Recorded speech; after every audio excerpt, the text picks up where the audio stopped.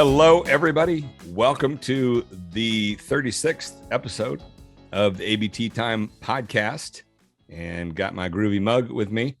It's been a rather intense start of this year. February, we ran 4 concurrent rounds of the ABT framework course that had Matt and me running flat out nonstop. And the dust is only just clearing from the intensity of all that. Last Friday, we finished the last session for the last round, which is wonderful, which made 25 rounds of the course that we have run since the start of the pandemic. April of 2020 is when we began it. It's produced a ton of things, including the 4 books. And in fact, the last episode of this podcast was with the 3 co-authors of the 4 narrative gym books. We're kind of taking a little bit of a break for this month of April in terms of running the course.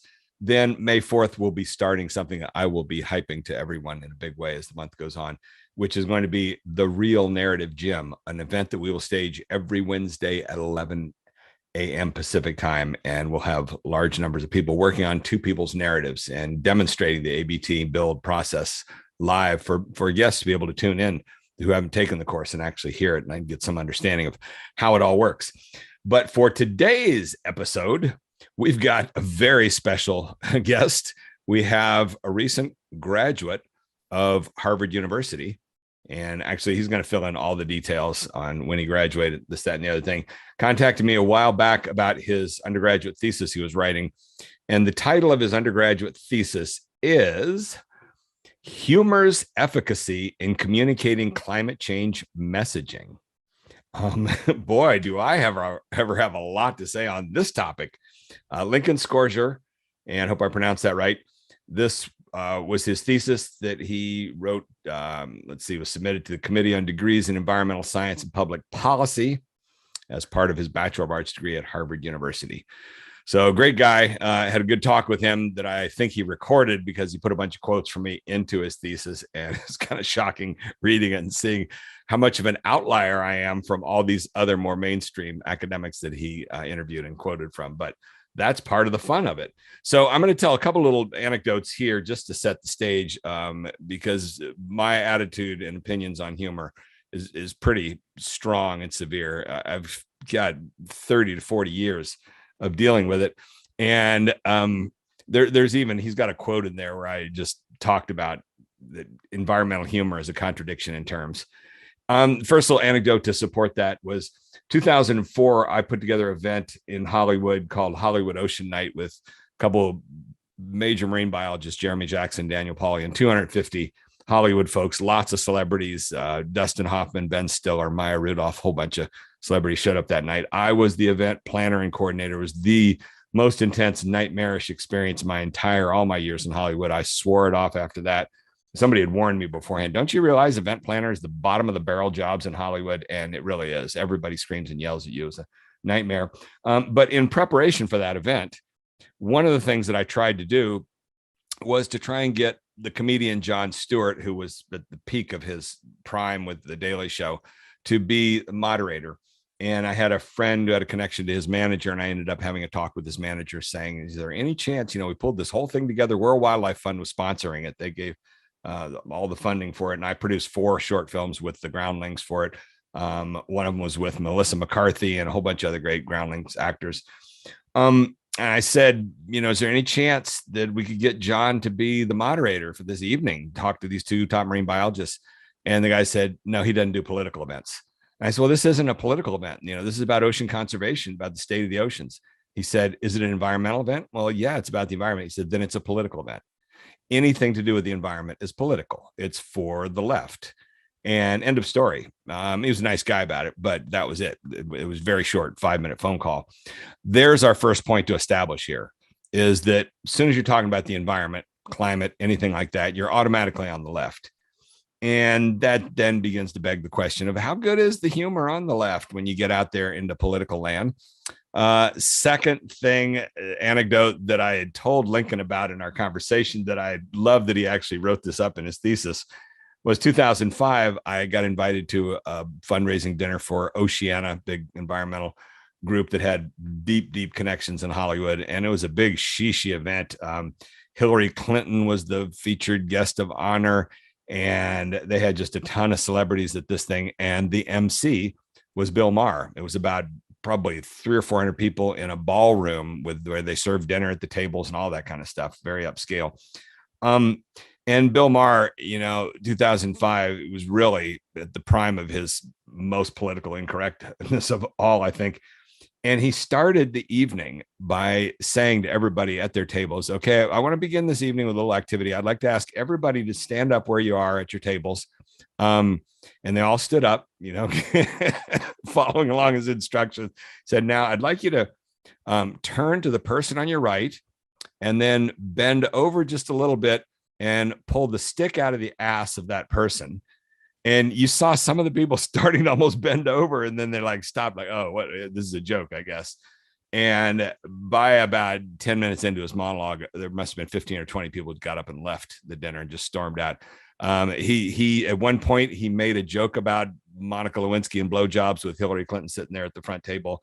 It was massively politically incorrect. But it was that idea of telling environmentalists, pull the stick out of your ass. It was just wonderful. And I just sat back there in shock, like, oh, God, this guy's really got guts. And that kind of is at the core of all of this stuff about environmental humor. And I think the last thing I will mention, and Lincoln, I don't know if I talked to you about this in our discussion, but at the core of the ABT framework that we work on is this super simple diagram of the inner and outer circle. So just two concentric circles. In the center is the inner circle. And the inner circle is all the people that are already on your team. This is preaching to the converted. And the great thing about those people is they don't need this narrative stuff. They don't need the ABT. They're already on board. You can just talk to them about anything. They're not going to doubt your humor. Anything if you say it's funny, they'll laugh along. They'll put all the pieces together. And then the outer circle is everybody else, and they need ABT structure. They need things set up with a clear context. They need the things extended into the consequence. They need the if-then. They need explicit explanation. Why this is important? What's at stake? All those kinds of things that we work on in the course. And that inner circle, outer circle dynamic is a fundamental element that we need to keep in mind in this discussion about humor in the environmental crowd, because so much of this stuff is really inner circle humor, for which it's preaching the converted and everybody laughs along, but it's not funny to the people on the outside. And part of the reason I know that so well is that with that World Wildlife Fund event that I did, I took a chunk of those funds and teamed up with two actors from the Groundlings Improv Comedy Theater in Hollywood, which is, the training ground for about half the cast of Saturday Night Live. And we did these 4 videos, as I mentioned, one of which was with Melissa McCarthy and with Wendy McClendon Covey and lots of other actors that have ended up on lots of TV shows, things like that. And I worked with a couple guys there, Jeremy Rowley and Roy Jenkins, who were part of the main stage cast, the Groundlings. And we wrote these 4 skits together. And they didn't have any background in ocean conservation environmentalism. They just had a background in comedy, and they wanted these things to be as funny as possible. And I wanted them to have some substance to resonate with the environmental crowd. And so one of them was the No Seafood Grill in 2050, was a scene in a restaurant. The other one was a Senate hearing on coral reefs. And as we wrote these things, it was a constant battle with me wanting to put substance in there, and them doing what comic actors do, which is to take an idea and just escalate it and make it bigger and bigger and bigger and crazier, funnier. And eventually most of the stuff ends up with anal sex. That's kind of where everything converges on. Eventually just flip the person over and have anal sex, whatever. That's the no limits, no boundaries of their world.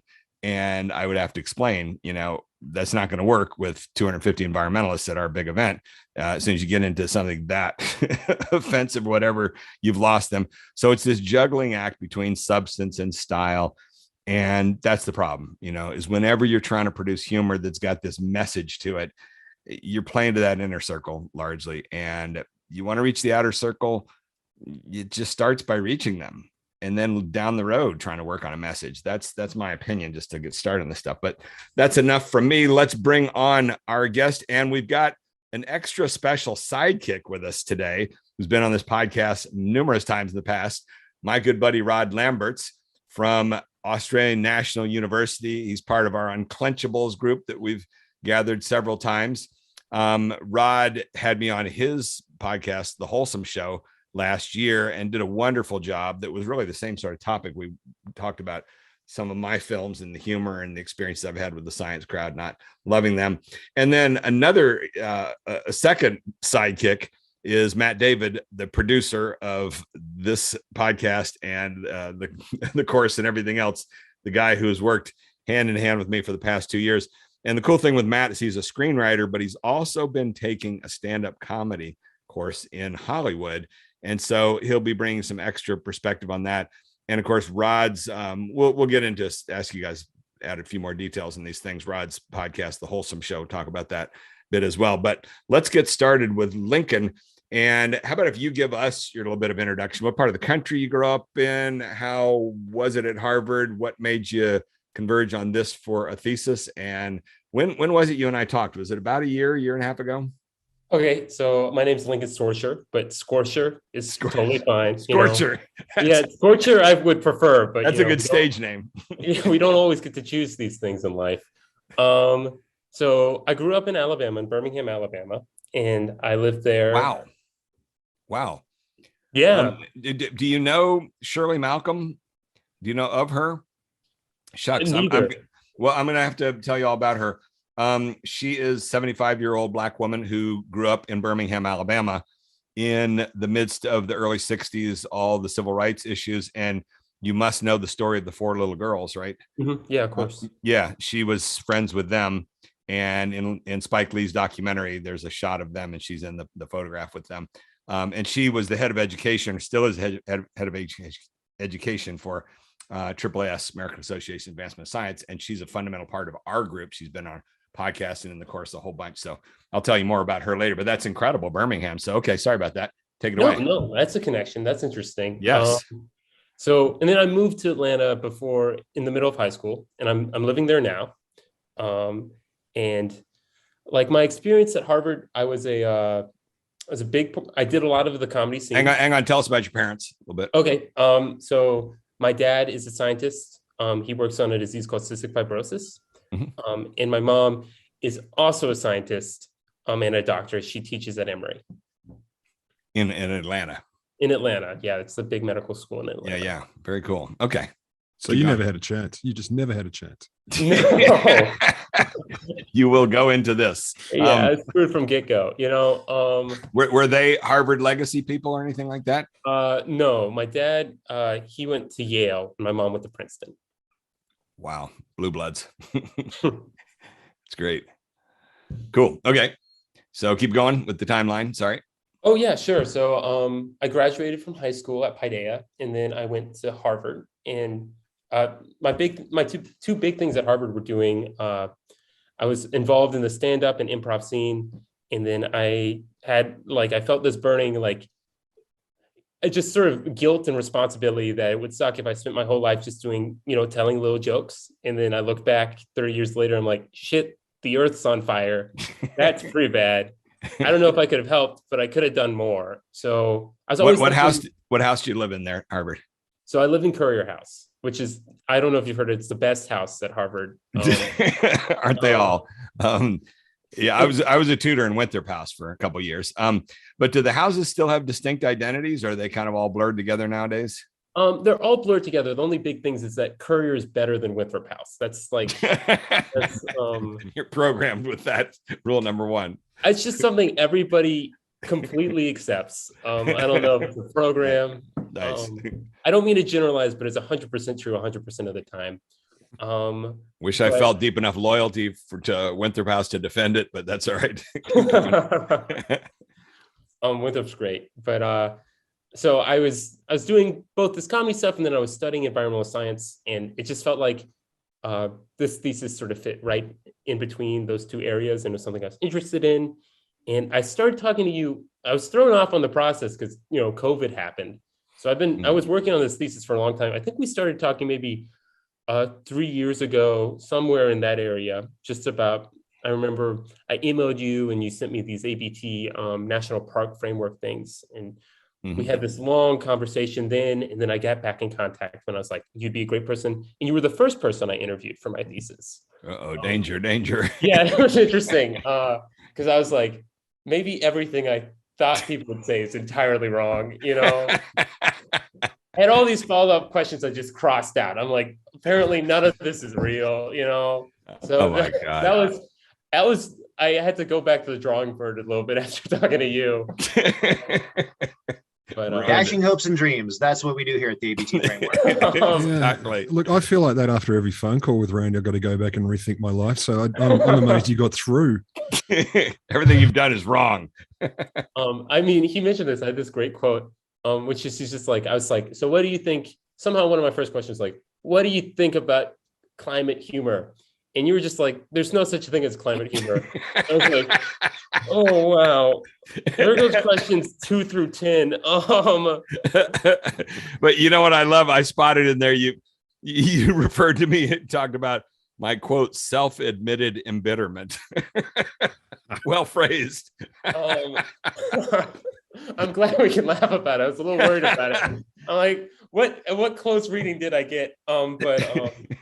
No, it was excellent the way you wrote everything. And I sent it to Matt, said, Matt, you got to read this because he quotes all these different people. And then I'm the outlier every single time. Like, and here's the bitter guy that hates everything. There's all this wonderful optimism of everything we could accomplish. And all of a sudden, here's negative Nancy just training him up. I was told this during my thesis class. Every good thesis needs a villain,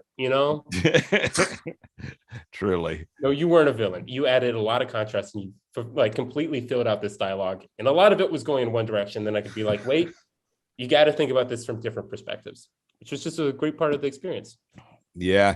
I don't know if I read that thing to you from my Don't Be Such a Scientist book, the anecdote about, I don't mean to be the Randy of the group. Mm-hmm. God, my friends still use that, years later. And it made no difference that I wrote it up in the book. They use it not because I wrote in the book, because that really was the expression 20 years ago, coming out of film school, 25 years ago. And it was all that one night there were 4 of us in the car. We were driving to a party and it was a Friday night. And it was my friends, Jason and Jay and his girlfriend, Courtney. And Jason was up for a big movie, I think. And Jay was up for a TV show. And I had a script that just submitted. And all 3 of us were like, by Monday, we could be rich. We could be superstars in Hollywood. And we were going on and on. And finally, little Courtney in the back seat speaks up and said, look, I don't mean to be the Randy of this group, but I think the odds of that happening for any of you people by Monday is about 0. And that ever since that day, that is the expression. I don't mean to be the Randy of this group, but enough with your stupid optimism. So, okay, there we go. Okay. So then, what's been the process with this thesis?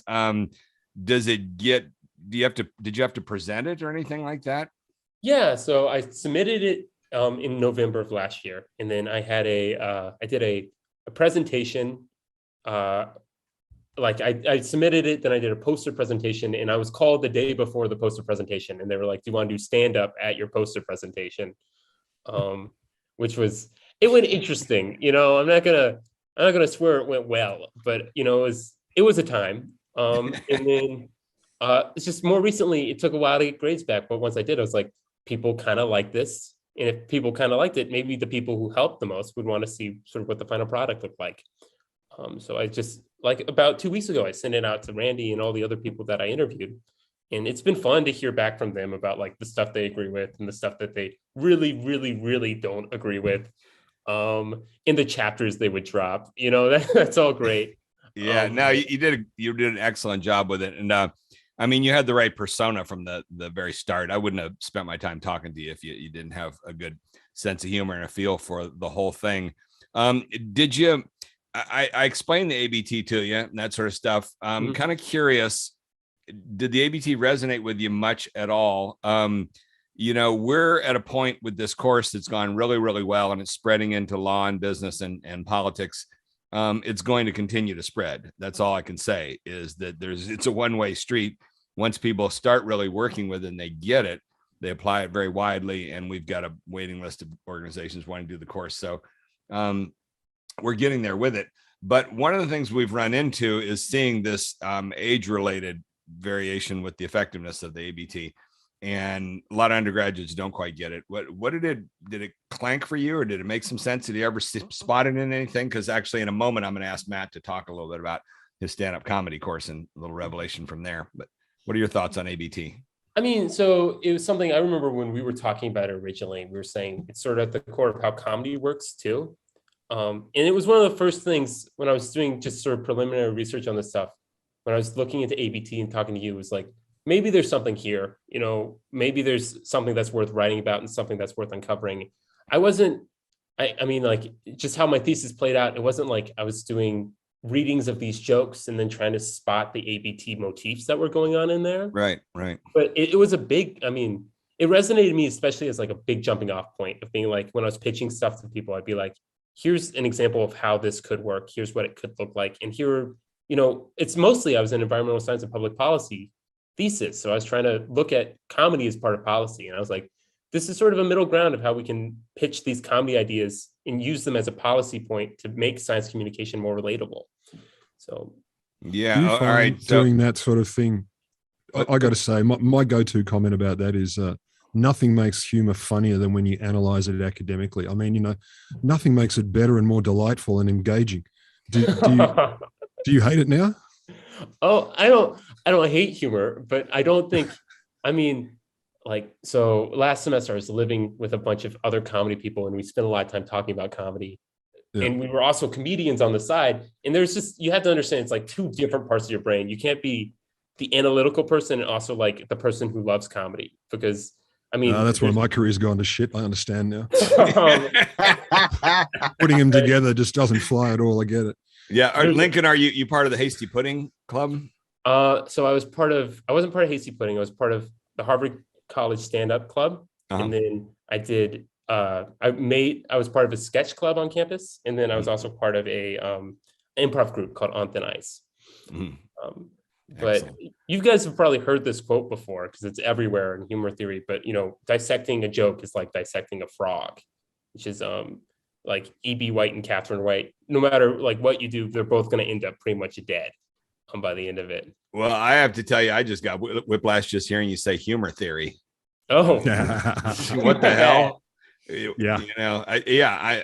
Whatever it is, I'm against it for humor theory. But that's story of my life. It's just so bad. I don't know what to say about that. I mean, humor comes from the gut. It comes from the viscera, and it's just by design.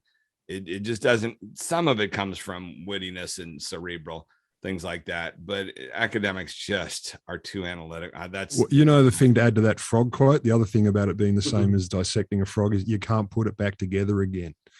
100%. You pull a joke apart, it ain't funny anymore, and the frog is staying dead. That's the end of it.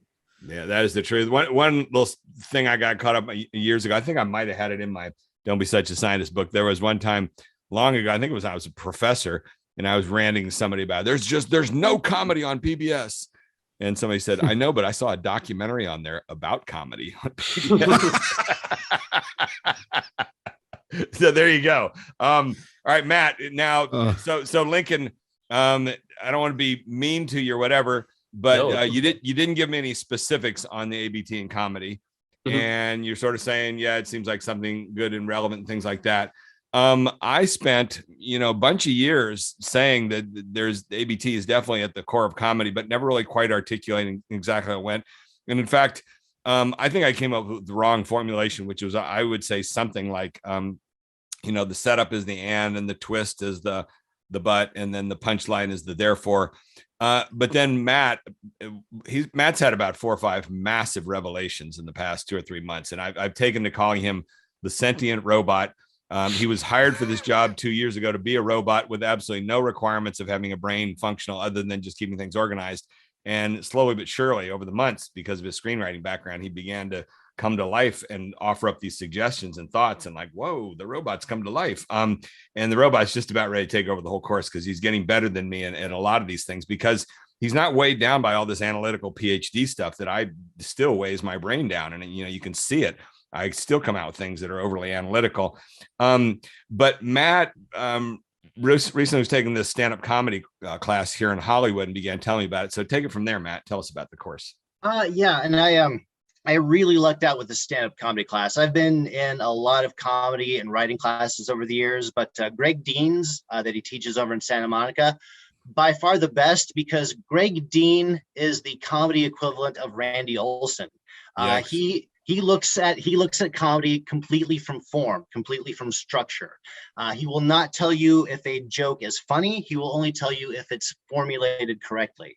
Now, Randy, you're right there. The setup is basically the ordinary world of the joke, and the punchline is the contradiction. But there's like two kind of hidden elements to a joke, and once you know about these hidden elements, suddenly the ABT structure becomes like crystal clear.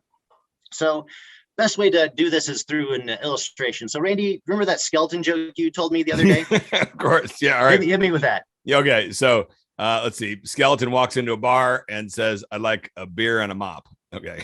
All right. There we go. So skeleton walks into a bar and says, "I'd like a beer and a mop." So that first part of the joke is the ordinary world. Skeleton walks into a bar and asks for a beer. In this ordinary world, which in comedy writing, we call it the first story. This is the first story that the audience gets into their mind. So the first story here is, a skeleton walking into a bar and ordering a beer. That's a totally ordinary thing. That's an ordinary thing for this ordinary world. Then we get the contradiction from the punchline, and a mop. So there's the contradiction. There's the moment of everything shifting on its head.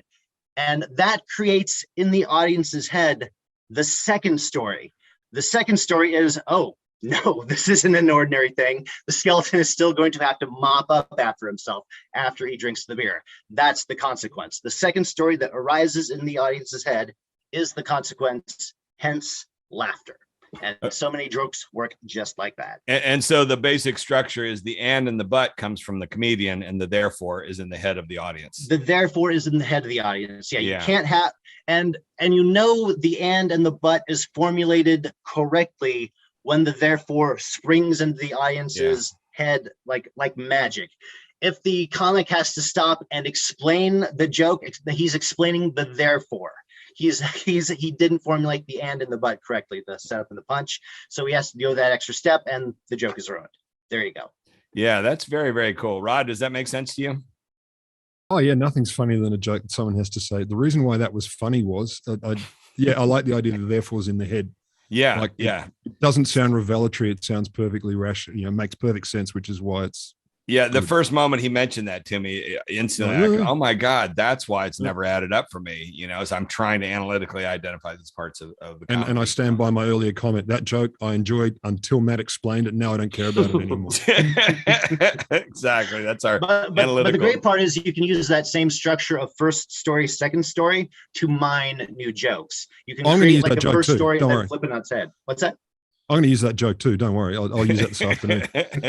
It'll come in handy. I told you we had stuff for you for your show.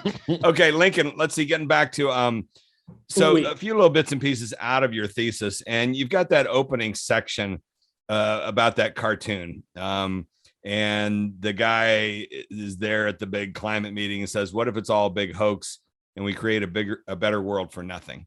And then you go through the whole analysis of that, and you say that everybody thought that was so damn funny. Sorry, you're bringing out the worst of me, and with all apologies. And in fact, at one point you said the joke landed, and you talked about the enormous success of that joke. What if it's all a big hoax and we create a better world for nothing? I don't know what to say. That is such an intellectual, analytical joke that plays to the intellectual, analytical crowd, and they all titter together. It's just, to me, that joke is not that funny. That cartoon was not that funny. And then you talk about it being massively successful. And that's exactly a lot of the problem, is that so much of the humor in that crowd, it's inner circle humor. It's for their own little demographic, them all chuckling among themselves, but it's not broad comedy, and they don't like broad comedy. There's your problem. They turn their nose up when you start to get into broad comedy. How do I know about this? Because I went to film school at USC. I made a musical comedy that was very broad, and I lit it in high key light. It was all bright colors and everything like that.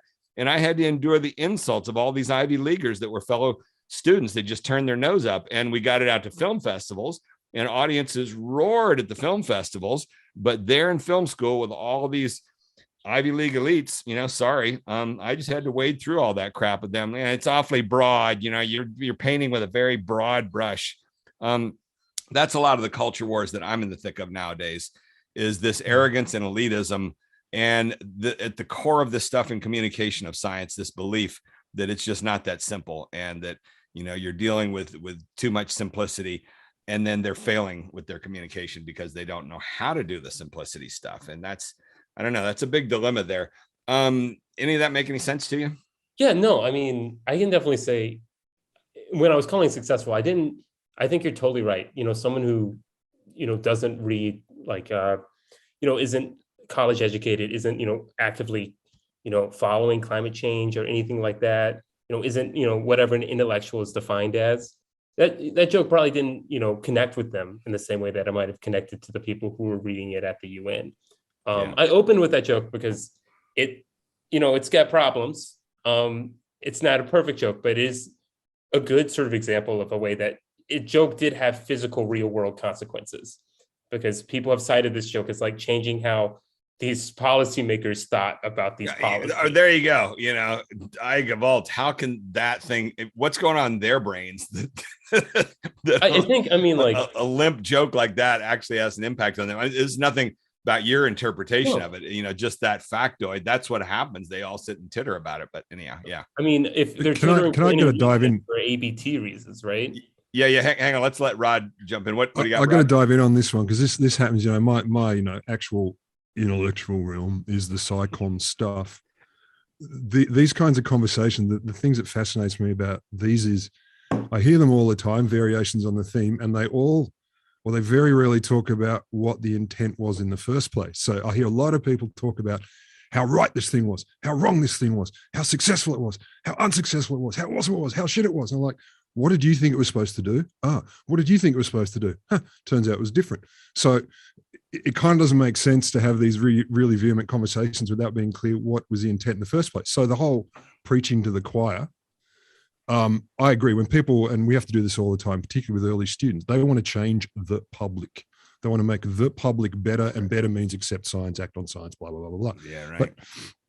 And then you say, well, is this preaching to the choir? And they go, yeah, it's just preaching to the choir. So, well, there's a reason this thing happens a lot. People go to church every week. I ain't one of them, but I know a lot of people, particularly in your country, do.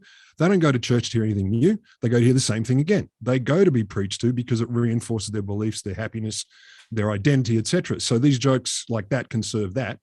If that's the intent, and if it's doing that is arguably successful. If its goal is to reach people who are not on the same page, yeah, of course, absolute horseshit. No way it's going to reach them. But I would argue it never should have been assumed that it would. That's not its intent.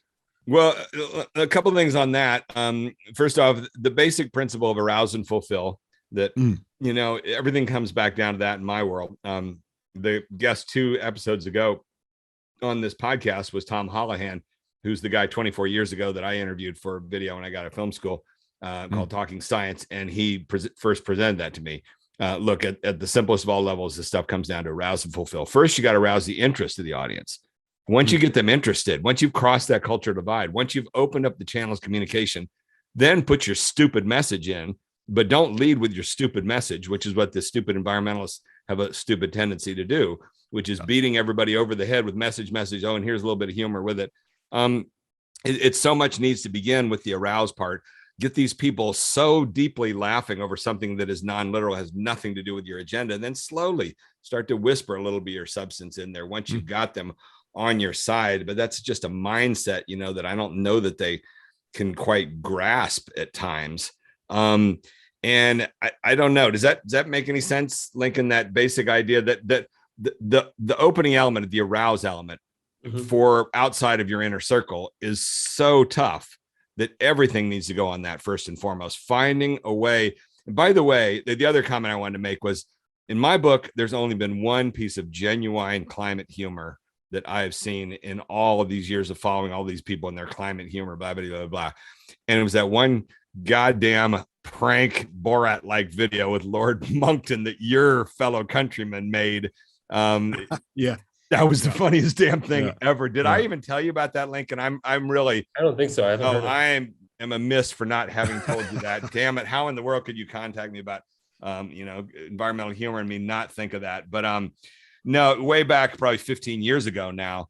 Rod, do you know the details on who that group is? And they did a Borat pranking type thing with Lord. Do you know who Lord Monkton is? he was one of the big climate skeptics from the UK, this utterly bizarre guy with Marty Feldman bug eyes and just a weird kind of dandy fop sort of guy from the House of Commons once upon a time or something like that. And he was down there in Australia on tour talking his anti-climate science garbage.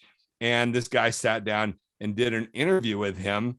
And the whole premise of the interview from the beginning was that he realized that this Lord Monkton guy wasn't a real politician. He was actually Sacha Baron Cohen, Borat, making this character. And all through the interview, you know, he's like winking to him and saying, you know, come on, mate, you know, we know that Sacha Baron's in there, and really your costume's not that good here. And the guy is the real guy saying, what are you talking about? Well, look, those glasses in your eyes, you know, I could see the makeup on your face. And yeah, wasn't that pretty much it, Rod? Yeah, and those guys were famous for doing that. They'd infiltrate politicians and other such people, and they start with the serious premise. They get them right in, they get them into the palm of their hands, and then the slap comes. Oh, and this was exactly that. Monkton just kind of first started getting confused, and he started to get a bit edgy, and then he got the shits and walked out. But it took a long time when he finally said, come on, Borat, you do the Borat voice, you know, like, come on. And then suddenly realized. It was 100%. It wasn't an imitation Borat. It was 100% as good as what Borat, you know, did in his best kind of punk interviews like that.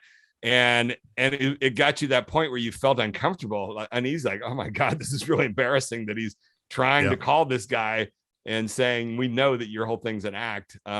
That's the only thing I've seen on climate humor that was really genuinely funny. Everything else is just, you know, it's just whatever. Yeah. Anyhow. What do you really feel, Randy? Yeah. Sorry about that. It's this inner circle, outer circle thing. And this tracks all the way back to my beginning.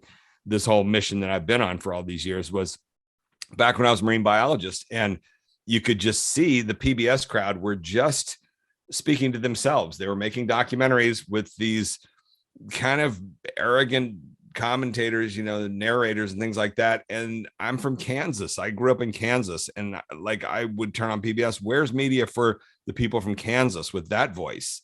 And that just, you know, they wouldn't do that. And I even talked to them about that. And I pitched shows and ideas to them way back then. So it's this cultural divide, and it's this arrogance and elitism that really does kind of get tiresome after a while.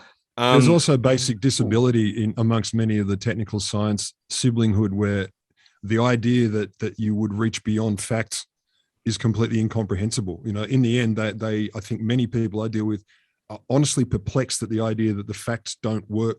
It's something they can't fathom. It's not because they're stupid. Their brain stops. And you express it to them, and they look at you like, I don't get it. I don't see how this is possible. Because I'll try and take a 2-sentence side note on that, which is, believe it or not, that is 100% what happened in the pandemic here in the last 2 years.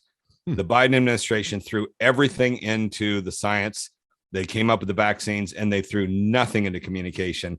And they were stunned when they went out to the public and found out that a third of the public said, we're not taking your dumb vaccine. And they, honest to God, just felt, you know, you make the vaccine. Why wouldn't anybody take a vaccine? It'll save your life. That was the extent of their thinking, you know, just beyond belief that there could be anybody not willing to take this life-saving vaccine. Well, there was a third of the public back at the start. Let's see, Lincoln, how about hop in quickly? Sorry. Yeah. I don't know. There's a couple comments that I'd love to just no, dive in. This is Rod and me taking over your show. No, it's you guys' show. And you're making really great points. I think this is a point from a couple minutes ago, but how we define success is super important. And I don't think no one I talk to, I ask every single person I talk to a question like, hey, can we write a joke that will make a climate skeptic believe in climate change? And everyone laughed at me. They're like, that's so dumb. One person, this is a great quote from Beth Osnes, who's a professor at UC Boulder. She said, pretty much you might as well use a bulldozer to try to convince these people, because humor is not going to reach them, because it's, you know, exactly what you're talking about. It's an in-group, out-group kind of thing.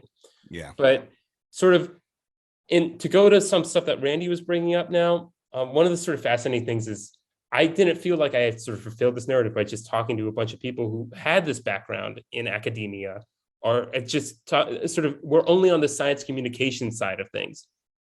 So the second part of my interviews were talking to people who were just comedians, or who were sort of primarily considered themselves comedians. And the sort of two most surprising things were, one, and this was sort of, I wonder what you feel about this, because it's a direct pushback to a lot of things you said to me, was that environmentalism is too uptight to appreciate environmental humor.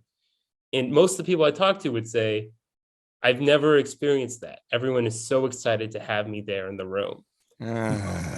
Which I know would be a direct pushback to some things you've said and some things you've experienced. But the other half I'm sorry, but here's the question on that. Who's in the room? You know, I mean, that's the problem. You know, everybody in the room. Who's in the room? A bunch of professors. That's the problem. They go to their fellow inner circle people who love them. And I've dealt with a few academics in the past couple of years in the thick of this whole syndrome. And they've said to me verbatim, you know, oh, these science people just love what I have to say to them. Yeah, but you're not working with them, and you're not, oh God, you know, you get to the, it's much tougher trying to get to that outer circle, and they just don't go there. And so, yeah, they're all diluted up in the ivory tower. Oh, every time I wrote about this in the Don't Be Such a Scientist book, this idea of rouse and fulfill. And a couple of professor buddies of mine wrote me emails and said this was really eye-opening them, in which I described the delusional thing about being a professor is that you're given a pre-aroused audience every single day. These students walk in and they're there not because you're a great communicator. They're there to get an A, and they're going to sit there and, you know, smile at you and come up and tell you how great you are and everything like that because they want to get an A. And they, you know, it's a whole syndrome that they fall into, believing that they're really communicating well.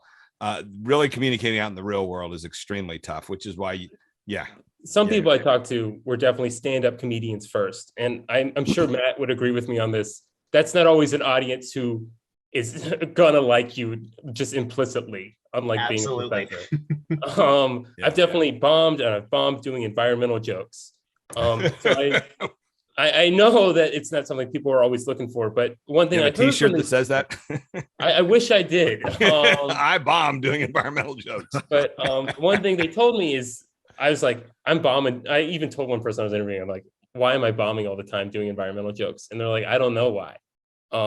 Because which was tough to hear, but they're like, this is such untrodden snow. People are really excited to see this material. It's a new take. Not a lot of people are doing this right now. There's a demand for this. So question, the environmental jokes you're doing, are they for like broad audience or are they for a group of environmentalists? I'm going into, you know, when I was running these, I was going into Boston open mics. Okay. You know, tough crowd.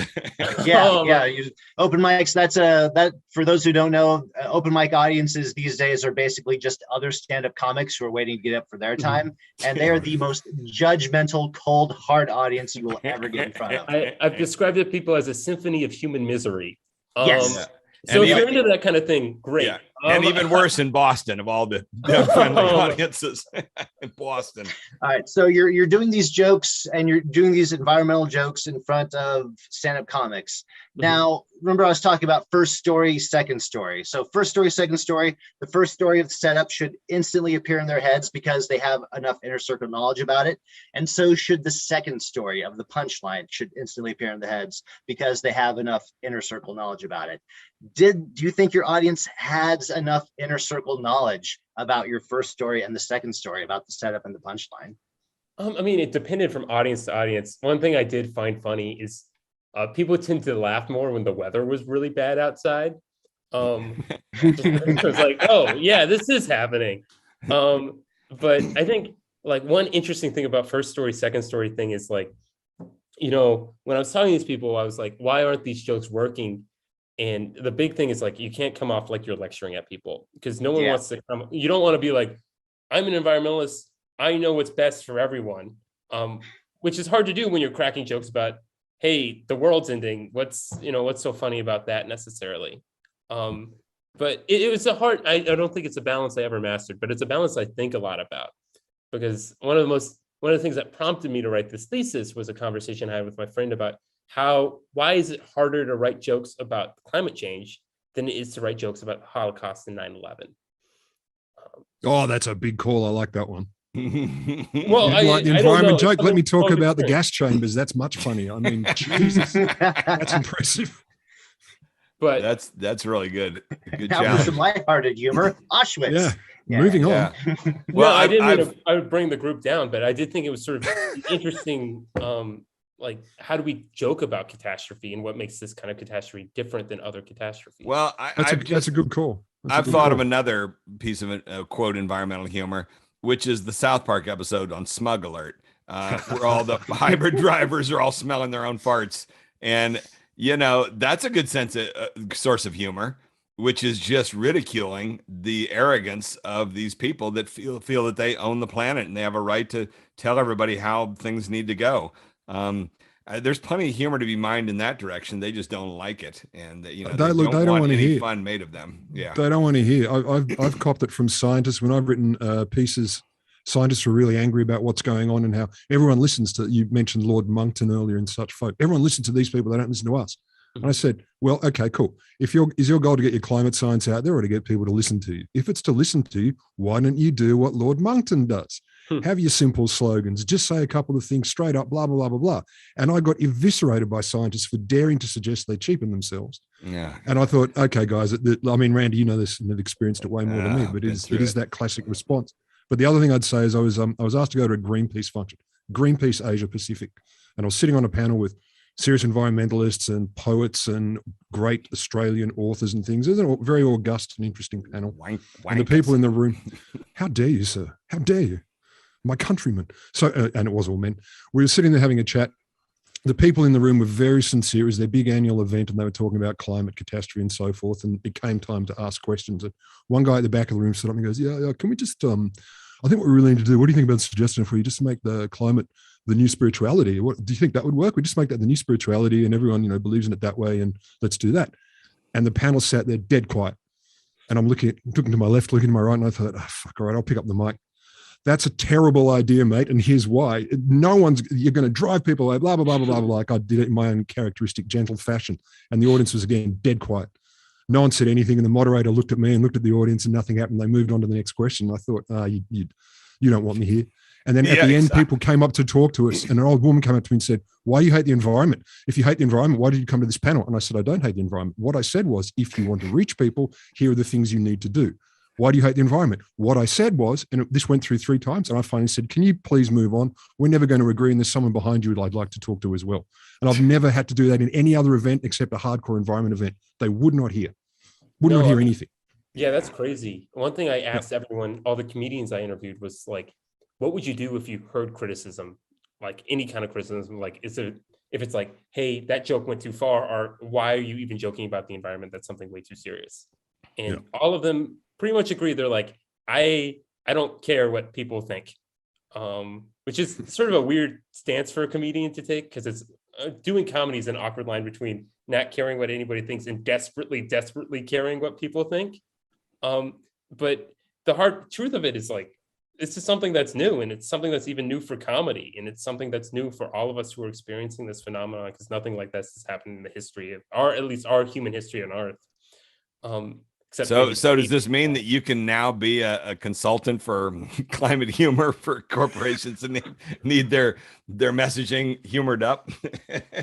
I don't know. I'm still trying to find a job. If you have any ideas, where do you go from here? It's so hard to pitch this as a job. All right, tell me about Robert Gifford, psychology professor, and the Dragons of Inaction.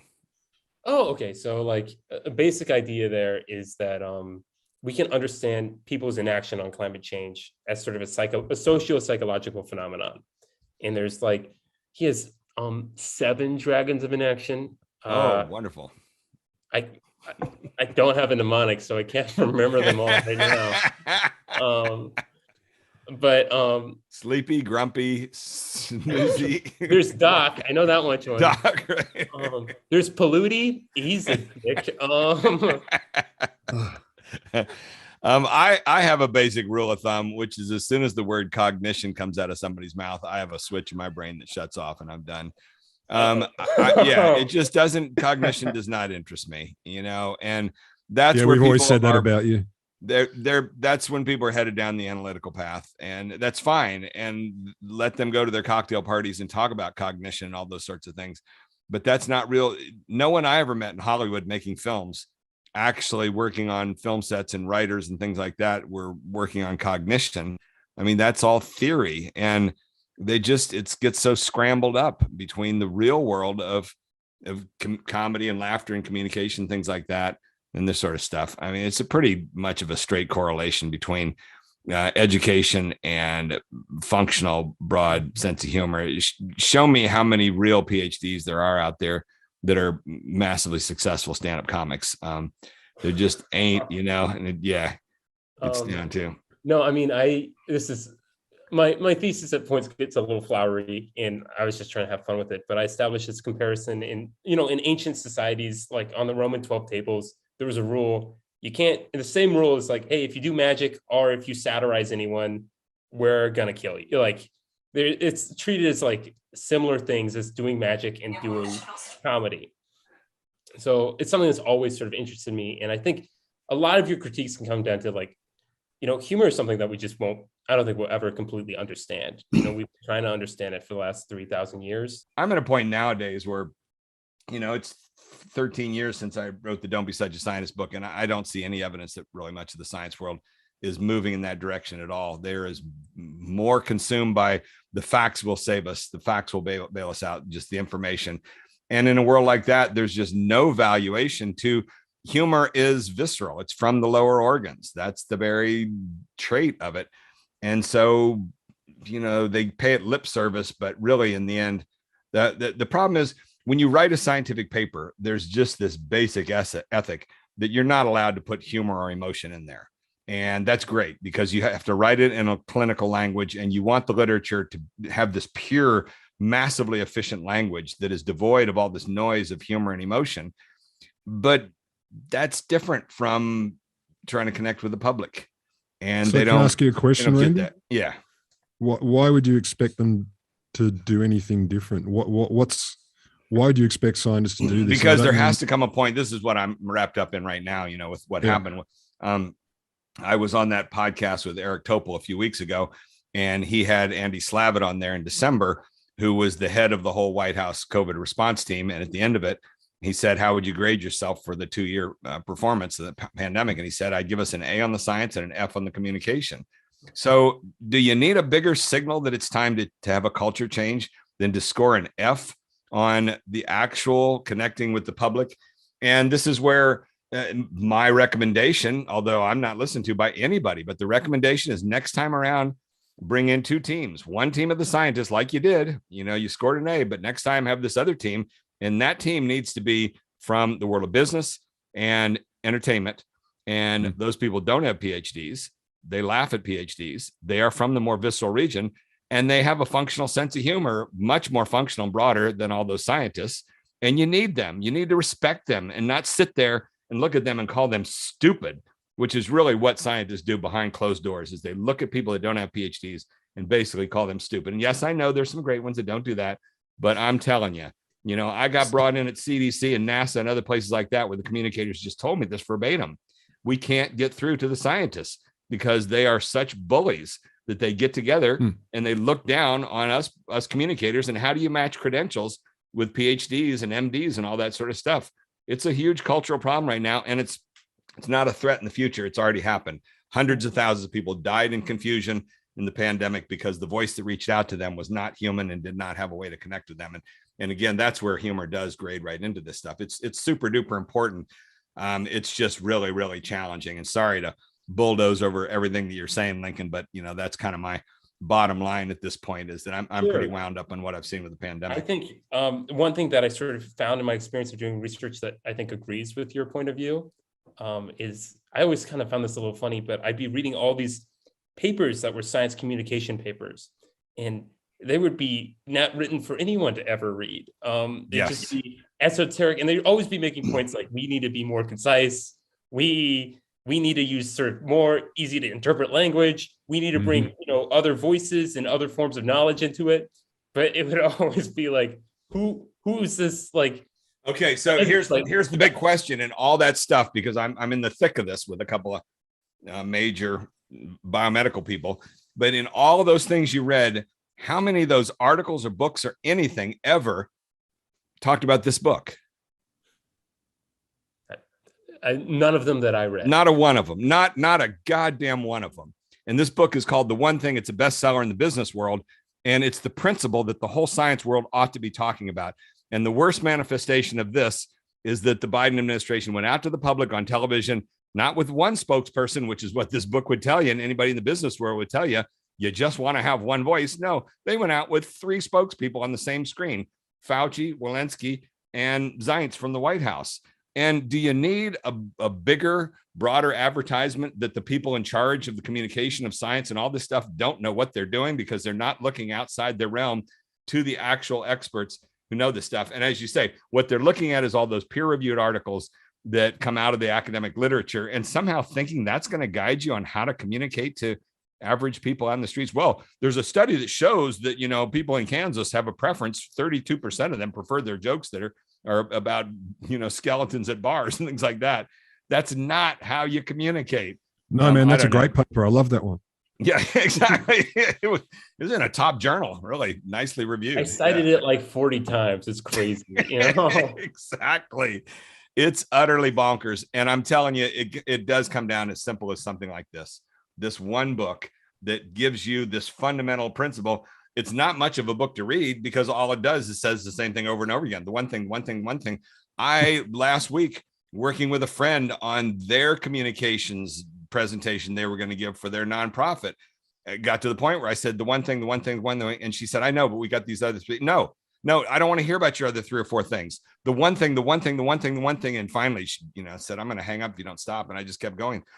What does it take to get this through people's head? The one thing. You've got to find that one central message that you build everything around. And it takes a lot of work. Yeah, but there's 5 other things we want to include in there.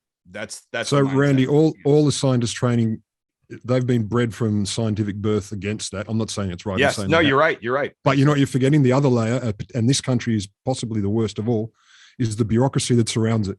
And if you thought you had, even if you could get them to say a simple thing, inject that into the bureaucracy they are obliged to work through, and it gets destroyed. It gets mashed into weird little pieces and turned into different objects. So it's not just the scientists, they are surrounded by some of the most impressive yes minister British comedy stuff I've ever seen, and it's only getting worse as well. Right. Yeah. So get the bureaucrats, man. Yeah. No, yes, Prime Minister, you're right. That's that's it right there. I live in it right now. I am one of the academics, but I'm not that kind of academic. I resonate fine with what you're talking about. But there should be an episode or a series called Yes, Vice Chancellor or Yes, University President, because it would have more material than the British Civil Service ever had.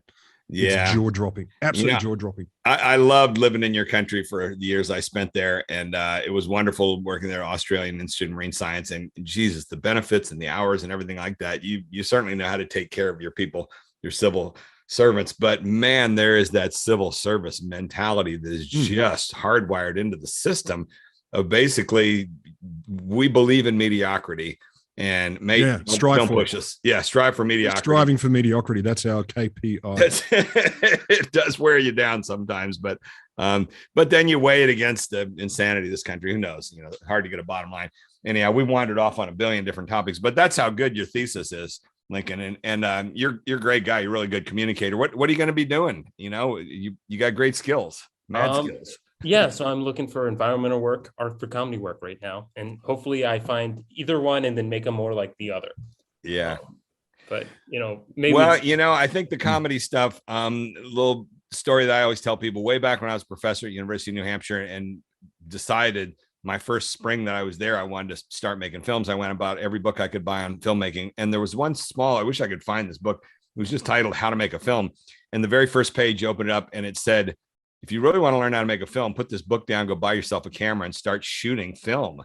The film is a visceral medium. It's not an intellectual read a book and learn how to do it medium. And I'm sure it's the same thing with comedy. And so many of my classmates at USC film school, we got out and they quit making films. And there was one of my good friends that about 3 years after film school, he ended up shooting this one spec commercial, and a buddy of mine who was major veteran in Hollywood by then, a fellow classmate, we went out and visited this guy in a set. And as we drove home, he said he's lost the language. He hadn't made any films for 3 years. You get fluent in the language in film school, but then you lose it. And it's the same thing with comedy. This whole concept of the narrative gym, I picked up from the improv people who talk about the idea that improv is like a muscle that you've got to condition and keep doing it over and over and over again. You can't just stop for a year or two and then suddenly pick it back up. And I think it's the same thing with doing the comedy. I'm sure is you just got to be Randy, pushing yourself. Randy, I have to as know. you can. You read the whole book anyway, didn't you? Read the what? You read the whole film book. Put it down and go and start shooting. I will. But first, I'm going to finish the book. Yeah, that's right. Admit it. You read it. I ignored that line. Just kept reading. Yeah, you read it. You read it. You can tell. Okay, I got your point there. Okay, go get a camera. I'll do that next week. Yeah, but for as now, soon as I finish this book, I'm going to do exactly what you said. Isn't that the truth? I took notes on it. I bet you did. Oh my God. Matt, you got any final thoughts on stand-up comedy? Well, stand-up comedy is just like anything else, Randy. You got to practice. Yeah. But you can shave. It's just like with the ABT. You can go out there and try your hand at communication and beat your head against the wall for the longest time, or you can use a shortcut method. You can learn content versus form and how you can use form to make your material better. I think comedy is exactly the same way. You can use form to help fast forward yourself along, structure it. And if scientists wanted to take a more analytical approach to comedy, maybe they could start looking at form first before anything else. That's excellent. Rod, got any closing thoughts? Well, from how you opened talking about those short films, I assume this is going to end up in anal sex. So what's the story? That's so weird because we have a different rule. It's like you can never escalate to a gun. So instead, light someone on fire if you're escalating, you know? Wait, explain that a little further. So someone was pitching jokes to me earlier today, and it's like she was escalating. I'm like, you can't escalate to someone having a gun because that's a trap. Oh, So they even included that in The Office. There was this one episode of The Office where Michael Scott, every improv scene he was in, he had a gun because you can't go higher than a gun. So always go to a gun. The exact rule that you don't do. For variety, instead of having a gun, you should light someone else on fire because you're not going to escalate any more than that, you know? Well, I always loved what one of my classmates in film school told me in our first semester, which is the universal ending for all student films. If you make a film and it's an absolute piece of garbage, all you got to do is stick on some stock footage of an atomic bomb at the very end and the audience will leave hushed. Oh my God, a mushroom cloud. Wait a second, they were ghosts the whole time? Right. Yeah, the world had already ended. I miss precisely. It's so much fun. Cool. And when did you graduate? December. Oh wow. Okay. And so then are you still there in Cambridge or where are you? I'm living in Atlanta now. Oh, you're that's right. Yeah. You're in Atlanta. Yeah, let me send you some stuff about Shirley Malcolm. She's awesome. And sure, yeah, your fellow Birmingham native. So very cool. All right. Well, thank you so much. Keep in touch and let me know if I can do any favors. You know, send me emails with questions, anything you got on as you go along. If I can be of any help at all. So I really appreciate it. Thank you guys. Betcha. So much fun. Yeah, always a good time. All right. Thank you, Rod. I'll be talking to you sometime very, very soon. And Matt. Damn right you will. You owe me, man. You owe me a lot of money. Yeah. And Matt, I will see you at the Zoom office because I don't think I've seen you in person for a year or two or something like that. Let's Zoom keep land. it that way. Exactly. We work together every day on the TV screen. So cool. All right. Thanks, everybody. And see you guys. See folks next time on the ABT Time podcast. Adios.